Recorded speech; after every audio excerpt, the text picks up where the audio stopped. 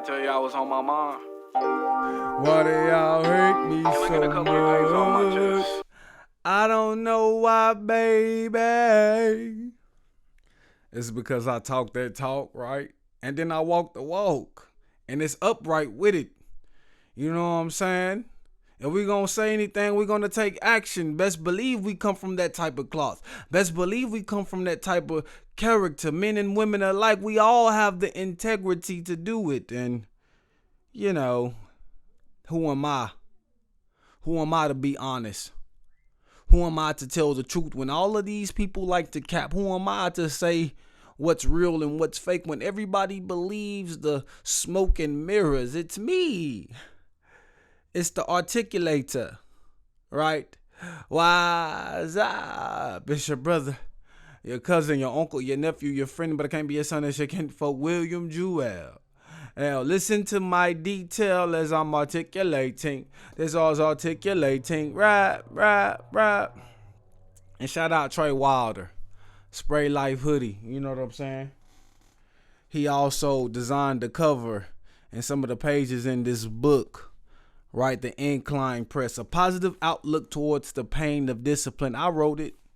Right? I write books. Right? I'm that articulate. I'm that good at getting my point across. But some people that, you know, are listening to the music these days are not being critical enough.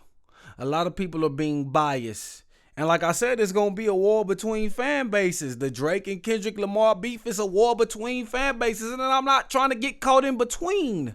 Right? They got the Republican and the Democrats. I'm trying to be independent. I'm not trying to get caught in between. I'm in the middle of the spectrum, but I don't want to choose the sides. Right? I just want a good battle. And some people say I'm caping for Kendrick. Some people say that I'm biased, but I'm simply pointing out the facts of what Drake said. Oh, you're missing the double and triple entendres. I'm simply pointing out the facts. Oh, he's making a chess move. You don't understand the strategy. I thought you were smart. I'm just simply stating the facts and giving my perspective to what I see. And what I've seen is something I can't tolerate. What I've seen is something I don't like. And who am I to keep that in, to hold it to myself? Because if I don't like it, I'm going to tell you. Right? And these people have so much of a big fan base, so much of a big following. Even if you say something about the other, right, there will be others to come and get you. So it doesn't matter who you say it to, whether it be Drake or whether it to be Kendrick Lamar. People are going to talk. So I don't care. I don't care if you think I'm taking a side. I'm just doing it from my side. That's the only side I know. That's the right side. What Cal Williams say on Shay Shay interview? I'm on God's side. Right? It ain't no white and black. You dig? So Drake continues his effort. Drake continues to be relentless. Right? You know, he's continuing to troll and diss Kendrick Lamar, although he did make some shots at Rose about the size of his mansion, right? They were talking about money, big money talk, but we wanted to keep it rap. We really wanted to see the rap. We really wanted to see the lyricism between him and Kendrick Lamar. We didn't care about what they were talking about, right? Because what they were talking about was beyond our means, right?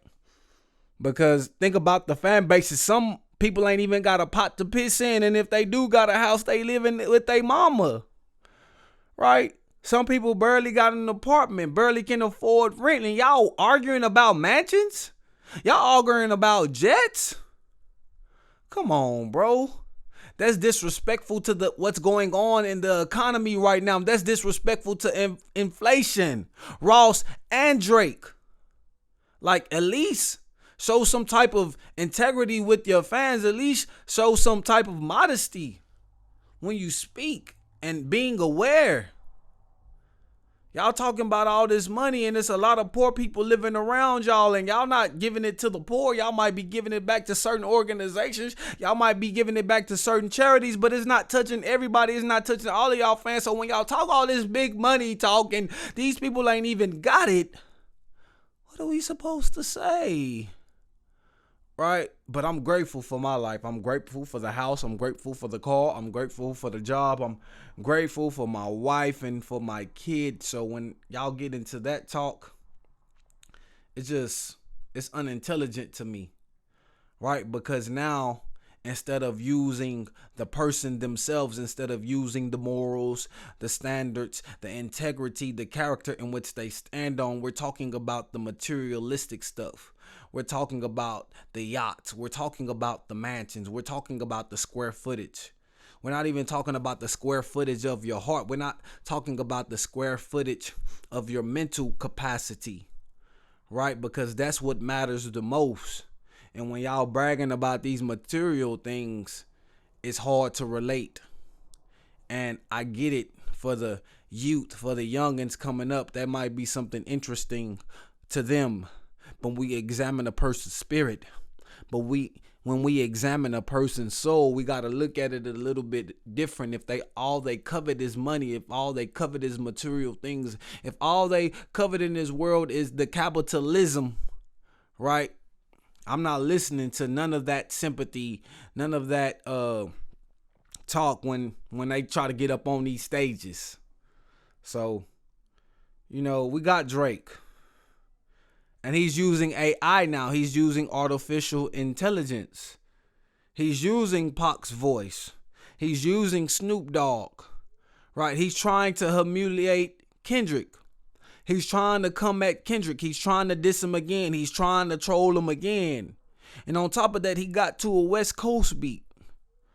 Right?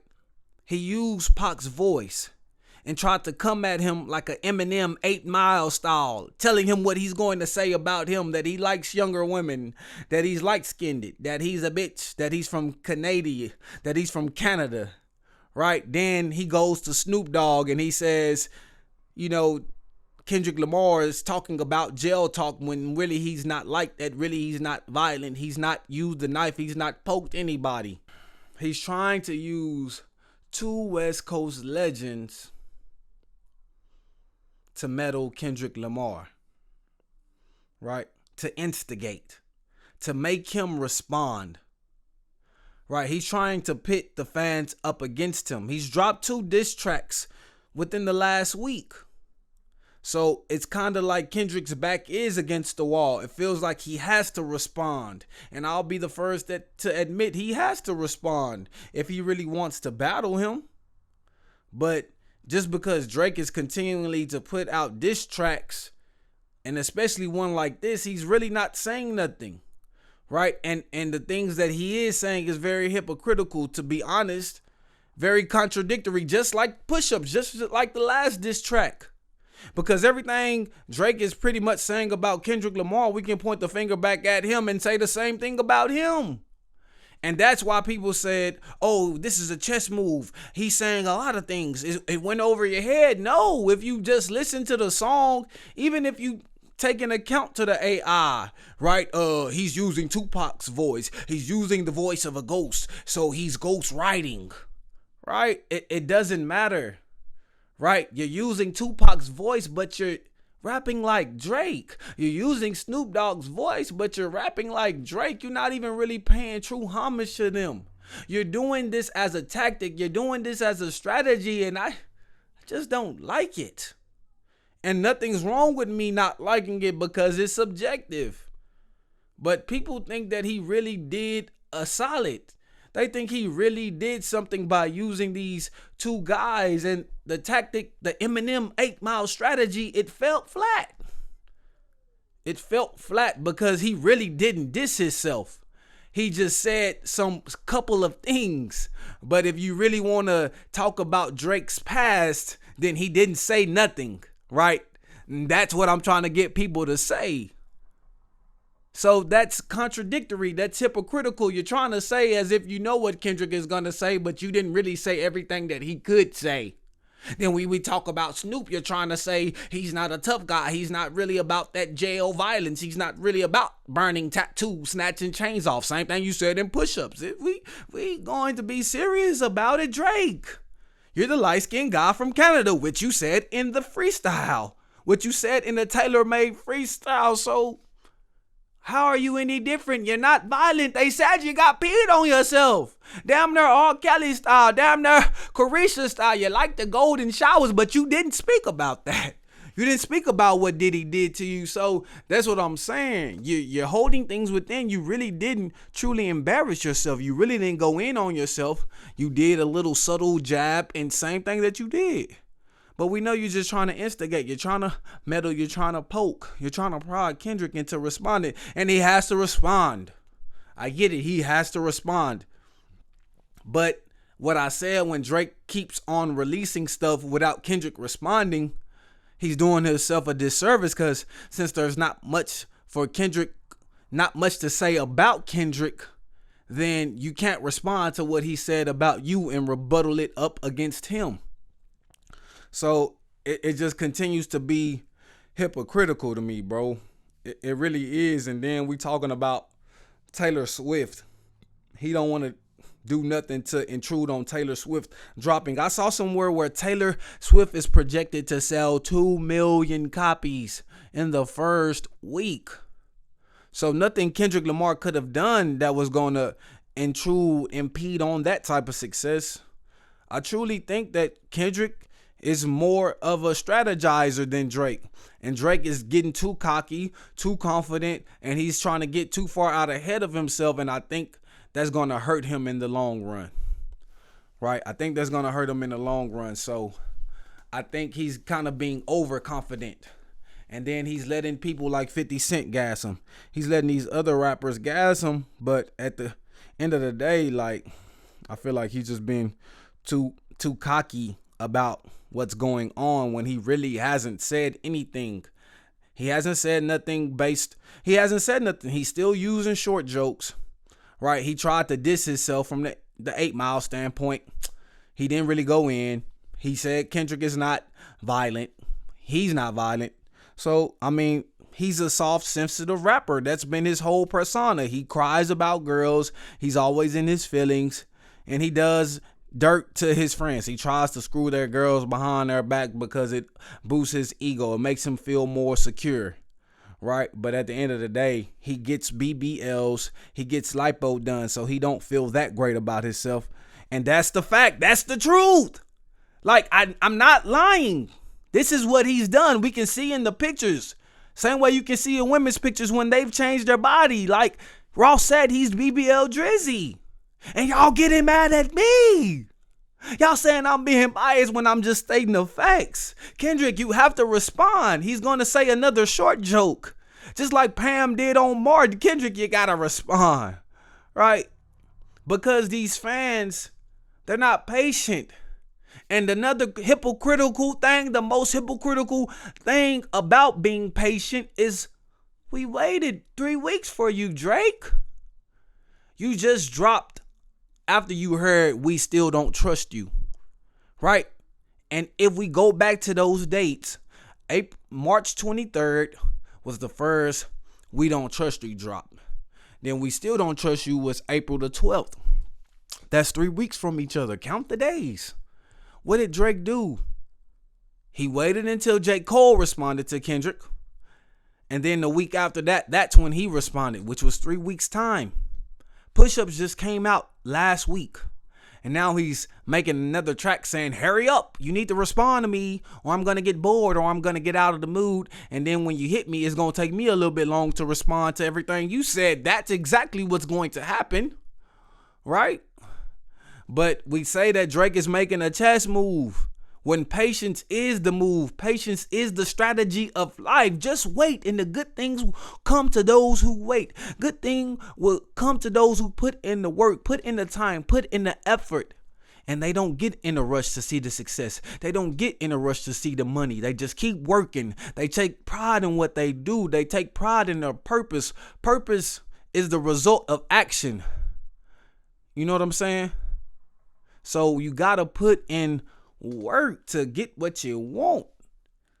And I think Kendrick is being patient. And I think Drake's impatience will work against him. But this AI, it make my stomach hurt. I don't like it. It make me want to throw up. It makes me nauseous.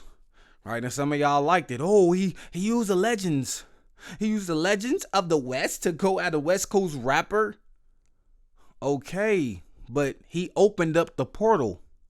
He opened up this artificial intelligence Pandora's box. No telling. He was one of the biggest rappers. No telling what's going to come from this. Yes, we talking about the leaks. Everybody's using AI. I get why y'all said it's a strategy. I get it. And I understand it. But to me, I think this was a rushed move. I think him being overconfident, overzealous of his placement, I think it will kind of burn him at the end of the day. And that's if Kendrick responds, which I believe he will respond. Now, if he doesn't in a timely manner, then, I'll backtrack these statements. I'll apologize for these statements because I have no problem with giving Drake credit, because what can I take away from him? I'm just pointing out the hypocrisy, right? And Kanye, shut the fuck up. Shut the fuck up, Kanye. You steady talking about these artists. You steady talking about Drake, but you wanted to be friendly with him at the Larry Hoover concert.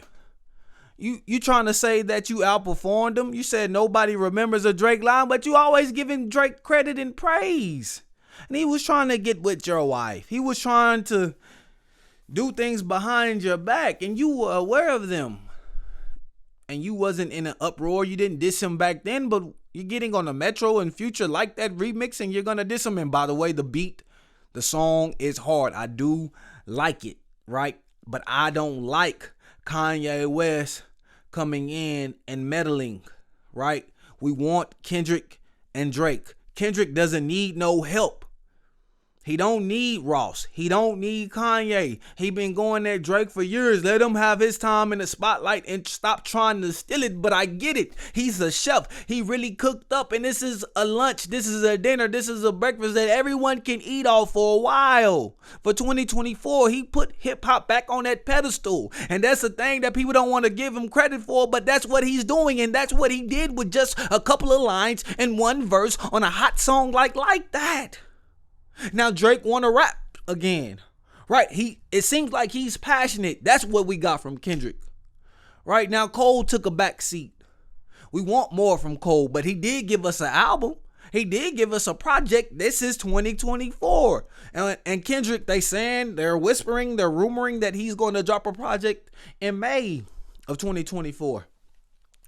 So, we getting everything that we want, and we getting this from the Future, Metro, and Kendrick like that song. So he did need Future and Metro because I feel like the combined energy that they had on that album that went into that song, that when he put those lines about Drake, he took that a little bit different. He took that a little bit more to heart because of Future, right?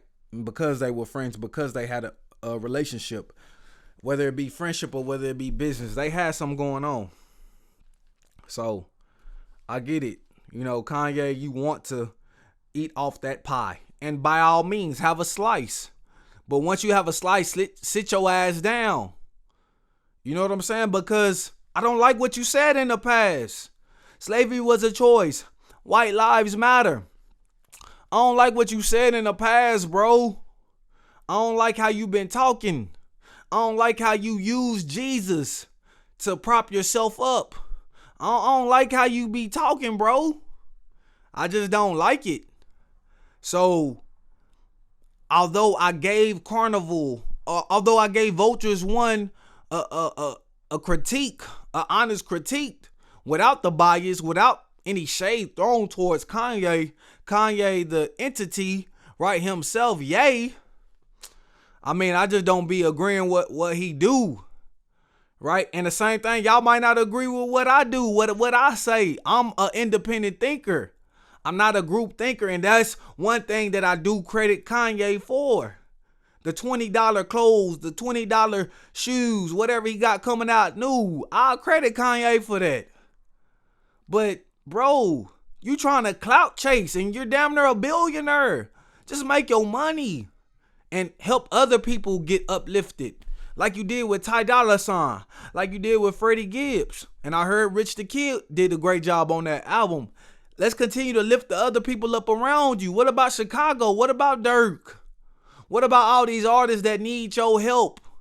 And you trying to get in the mix between Drake and Kendrick? No, you had your time to get at Drake. Right? You had your time and you keep inserting yourself in grown man's business when you've been acting childish, when you've been acting immature this whole time. Stay out of grown folk business. Right? Until you got a stable mindset.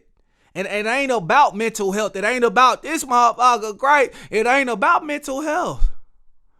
It's about being smart, knowing your voice, knowing how many it will reach, knowing the capacity of how many people it would touch, right? And then using it in a way to destroy, using it in a way to divide, using it in a way that's inconsistent. And I don't fuck with inconsistency. I don't like that shit. Like, if you gonna come to me, be 100. Do everything like you said you was gonna do when you get outside that wheelhouse. Nah, we gonna be rolling. Because I'ma do it. I'ma be consistent. I've been in this game. I've been in this profession 12 years. That's how I was able to get out on my own and become my own entrepreneur, my own boss.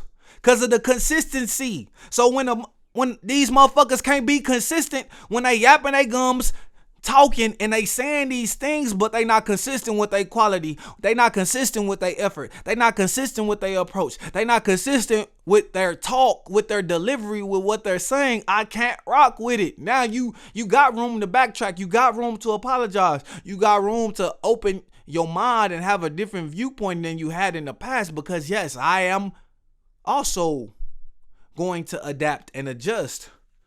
But like, you as a person has to be that same person. You can't change up, especially going from a quality positive figure to almost this villainous character, right? Then trying to beg for mercy, then trying to beg for sympathy, then going back to this side again and again, jumping these sides, right? And I just don't like the side jumping. I just don't like the jump roping in between. So, I mean, I know people like Kanye, they think he's thoughtful, they think he's smart, he's a genius, right? But he can be a genius and then he can be a total imbecile on the other side of the coin. And I'll get some of that $20 shit. I'll buy some of that shit. Shit. But I don't even be rocking socks like that. Like, I don't want to wear no socks. I got to have some real shoes on. You know what I'm saying? Right? And the shirts, that's really not my style. But, man, Kanye, you just got to sit this one out, bro. Like, I like it that Metro is continuing to use these other rappers to build up the album itself. And that's the thing about, like, Kendrick responding. I feel like that's kind of getting in the way because he trying to give his homie some time to, like, get going. He giving time for Ross to get his shit off. He giving time for Taylor to get her shit off. He letting these people do what they do, and Drake trying to rush them. Right?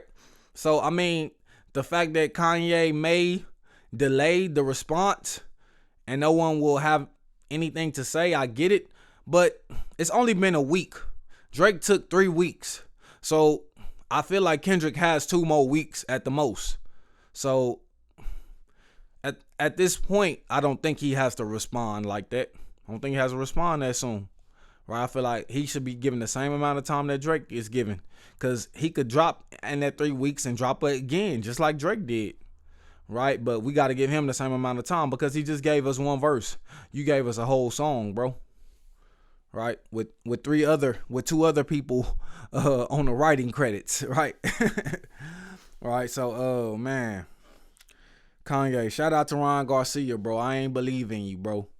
And I knew that crazy shit you was doing was just you just doing some crazy stuff to, like, You know what I'm saying? Get attention, because that's what people do nowadays, and it works.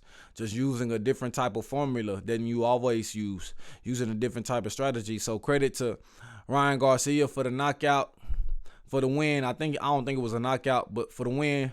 I didn't get to watch the fight. I went to sleep, but I definitely saw some of the news on it. But he was 3 pounds overweight.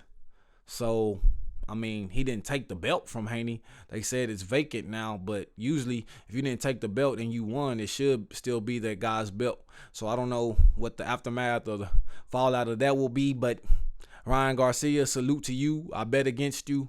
Not even putting no money down, but I told people I had Haney winning it because he was more technical, and I felt like you was more show. And you showed us that you had the power to get him out of there. You showed us who Tank is.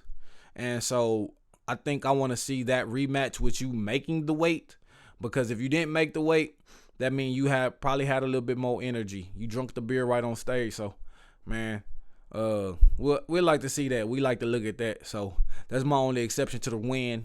You didn't make the weight. So I feel like, of course, you still won, but that is a technical thing about boxing, about UFC, about that sport. Weight is a big deal. And a lot of people starve themselves. A lot of people dehydrate themselves, go through the worst of the worst just to make their weight. And the fact that you didn't do that lets me know that you didn't take it serious. And you should be fighting at 145, bro. You should be fighting at welterweight, right? You should be fighting at a higher weight class if you wasn't going to make that weight. So maybe after you won this fight, you can just move up and fight at a heavier weight and be comfortable with that. Also, I want to shout out to the NBA playoffs. Ant Edwards, you know, I love how he ball. You know what I'm saying? I like how he did against KD, which is another favorite player of mine. Looking forward to seeing that Mavs and Clippers series. Of course, Laker Nation, you know, I'm always going to remain a loyal fan, whether LeBron's there or whether he's gone. So I'm interested in the NBA playoffs. I really didn't watch an NBA game this season because it was boring as hell, right? Because they don't play real ball year round. So I was just on the NFL, but the NBA didn't really get my attention. So I'm glad the payoffs is starting and we can get some serious ball and we can get some serious action. So, man, no cap, I don't even want to talk about this, right? We done talked about the Drake and Kendrick beef. We done talked about Kanye getting in the middle of things, Ross getting in the middle of things. We've talked about the Devin Haney fight with Ryan Garcia. He got hurt. We talked about the NBA playoffs. Very interesting. I like the matchups, but we forgot to speak about the Chris Brown and Quavo feud. Right? Because Chris Brown, he made a diss track. And this wasn't the first time he said something about Quavo. He already said he only sat by Quavo because he didn't want to mess up the money. He said it. Then he made another song and he put a couple of subliminals in there. Quavo came back and talked about him, called him tender. Now Chris Brown has went on a full-on onslaught about Quavo, saying that, Quavo, if you're trying to say that I beat women, what about you on the elevator? He said he wished it was Quavo that would have died instead of Takeoff. Right? So he's saying these outrageous things, these crazy things, Crazy Brown. He's saying so much drama, so much noise. And the fact remains is that he's still tender. Like, you probably can fight. You probably can give him a fair fade, a fair one-on-one. You probably can give him an uppercut, a couple of jabs, a couple of punches. You probably can beat him up. But the fact remains is that you're soft. The fact remains is that you're sensitive over a woman. Because that's what it all boils down to. Quavo had your woman, Carucci. He spoke about it. Right? And now you're saying you had my ex, but I had your ex while y'all were still together. He's saying that he had Sweetie. He's saying that they had relationships while her and Quavo were together. Yes, I get it, bro, but if you already had her, then why are you beefing with this guy? Why are you steady saying stuff? It doesn't make no sense. You're tender. You're soft. You're a tenderoni. You need to be dipped in Charmin powder. You need to be sprinkled with baby powder. You need to be marinated and put on the skillet and grilled. Or maybe fried in batter like a tender that you are, because Chris Brown, you're in your 30s. And you're still being soft. I get it that you're an R&B singer, but you got so many women, you got so many hoes. Why are you still crying about one? Why are you still beefing about one? Why does it even matter? Right? Because the only reason why this man said something about you is because you said something about him first. So this beef between Quavo and Chris Brown, this is fueled by Chris Brown. This is fueled by his jealousy. This is fueled by his hurt, his pain, his heartbreak. Because the one woman that he loved, not just Rihanna, because he did beef with Drake, because Drake had Rihanna, not just Rihanna, right? But after that, he had Karrueche. And who took Karrueche? Quavo took Karrueche. So you beef with Drake because of Rihanna. Now you're beefing with Quavo because of Karrueche. But none of these men did you anything. They really didn't even say anything about you until you spoke up about it. Right, so Chris Brown, be an R&B guy. Be a singer that you are. Stop trying to be the hardest guy on the block. Stop trying to be a battle rapper. Because it sounded uncomfortable. It sounded like you didn't even want to rap. It sounded like you couldn't rap, but you tried your best. It sounded like somebody wrote that for you. It sounded like that was ghost written. Right? And you're not haunting anything. You're not scaring anybody. Your Halloween mask has been revealed. Scooby-Doo type shit. Chris Brown. That shit was okay. But the fact remains, bro. It's about a woman. And all of these beefs have been rooted in the presence of a woman. Right? The future, Drake. And some say the Rick Ross and Drake, and I don't believe it's over the woman that Rick Ross was with. I believe it's really over just the respect between two individuals. But now this has come apart. Now this has come about, and I don't like it. Two men. Two stars. Two legends. And Quavo is not the weakest link of the Migos. Quavo is the quintessential core sound of the Migos. He's the hook maestro. He's the hook master. He's not the best when it comes to writing verses, right? He's not the best lyrical genius. But when it comes to making beats, when it comes to using melodies, when it comes to making a song and making a project feel whole and giving the ad-libs and just giving all of the extra things that it's missing besides writing a fire verse, Quavo provides that. He's given the Migos that sound. He's given the Migos that takeoff, that offset. He's given them that lift off, right? And we got to respect it and we got to show love. The weakest link. I mean, before Offset got with Cardi B, before Takeoff passed away, it was always Quavo. Quavo was the main dude. He was the main guy. He was the main part, the main mechanics, the main tool of their sound. To call him the weakest link is pure disrespect. To call him the weakest link, that's delusional. And to say and to compare what he did in the elevator with Sweetie to what you did to Rihanna in that car, bro, that's first grade delusional.